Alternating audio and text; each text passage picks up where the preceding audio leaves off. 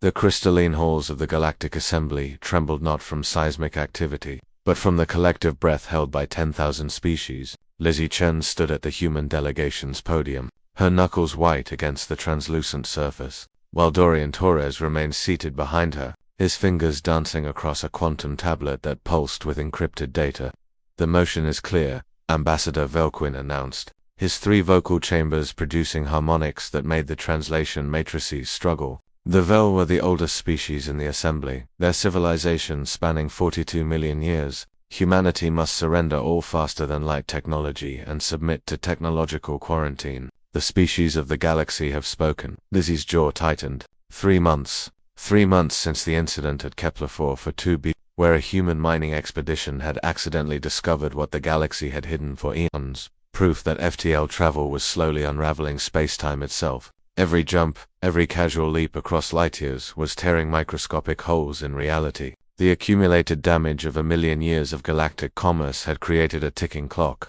In approximately 12,000 years, the universe would begin to collapse. The humans had done what humans always did. When faced with an existential problem, they'd publicized it, immediately, on every channel. To every species, the galaxy had responded with fury.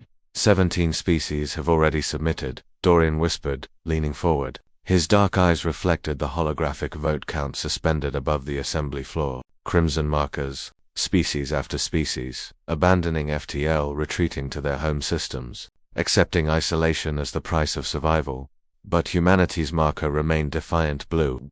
"The vote stands at 9,847 in favor," Velquin continued, his sensor stalks swiveling to fix on Lizzie, "and 1 opposed. Humanity, you have condemned this discovery yourselves. You have shown us the mathematical inevitability. Why do you now resist the only logical solution?" Lizzie activated her own holographic display. The assembly chamber filled with equations, Einstein-Rosen bridges, modified by Tanaka-Yoshida permutations, quantum foam degradation rates, space-time elasticity coefficients, hard numbers, unforgiving physics.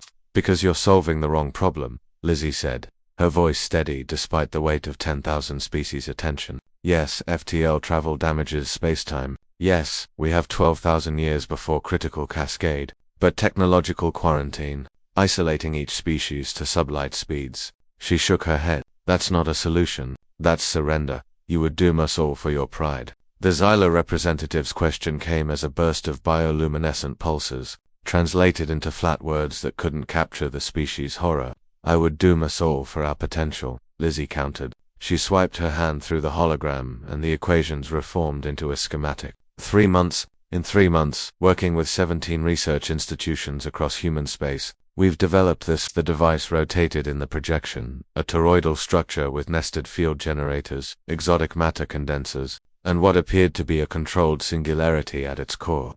"A space-time suture," Dorian said, standing now, his voice carrying the careful precision of a physicist who'd spent 90 sleepless days checking and rechecking calculations. "It can seal the microscopic tears. Not just prevent new damage, actually repair what's been done." The assembly erupted, not in joy, but in rage. "Impossible." The Kelroth delegation roared through their mechanical translators.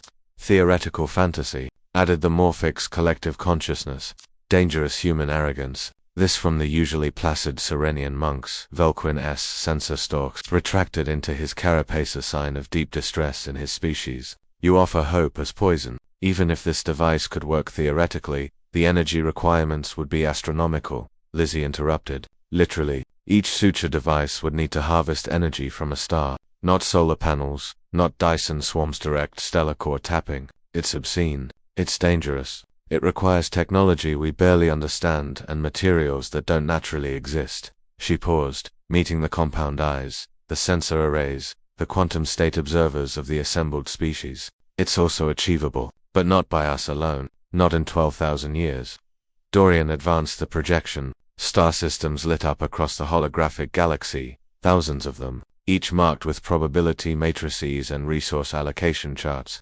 "We need the Vel's temporal mathematics," he said, nodding to Ambassador Velk, "the Kelrath's plasma containment expertise, the Xyla's biological computation networks, the Serenian meditation techniques for quantum state manipulation. Yes, we've discovered that's actually a valid physics methodology." He smiled tightly. "Every species has something. Humanity's contribution. We're very good at engineering solutions to impossible problems, and we're absolutely terrible at accepting that something can't be fixed. And if you fail, Velquin asked quietly, if this attempt accelerates the cascade, if in trying to repair the damage, you tear reality beyond any hope of survival. Lizzie and Dorian exchanged glances. In that moment, the weight of their species' choice was visible, the terrifying, exhilarating human tendency to reach for the stars even when the stars were on fire. Then we failed together, Lizzie said. Building something, trying, that's the only way we know how to exist. She closed the holographic display and picked up the physical data tablet from the podium, an archaic gesture in a chamber of pure information technology, but one that carried undeniable weight. Humanity is leaving the assembly, she announced. We're going to build the first suture prototype in the Sol system. It'll take 50 years, minimum, probably 100. We'll probably make catastrophic mistakes. We might even make things worse.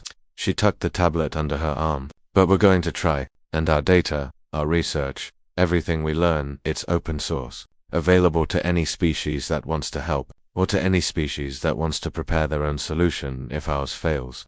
Dorian was already moving toward the exit, his stride purposeful. Lizzie followed, her boots echoing in the sudden silence of the assembly chamber.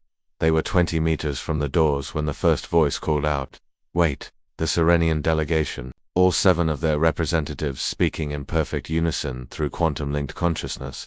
"Our meditation chambers. Our quantum monks. We will help." Then, another voice. The Xyla, their bioluminescence pulsing in patterns that translated to determination. "Our computational networks. Yours." The Kelra, the Morphic, the young species and the ancient ones. One by one, delegations rose.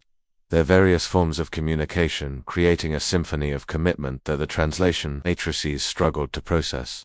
Only the Vel remained seated. Velquin's sensor stalks still retracted. Lizzie paused at the threshold. Looking back, slowly, the ancient ambassador's stalks emerged. His 3 vocal chambers produced a sound that needed no translation or sigh, that carried 42 million years of caution, and perhaps the faintest note of hope. The temporal mathematics of the Vel, he said quietly, were derived from studying species that destroy themselves. Perhaps it is time to study a species that refuses to. The galaxy watched no longer in terror, but in wonder as humans and aliens alike began the longest, most desperate march in cosmic history, not away from the problem, but toward a solution that might not exist. Lizzie smiled and walked out into the stars. Dorian beside her, 10,000 species following behind.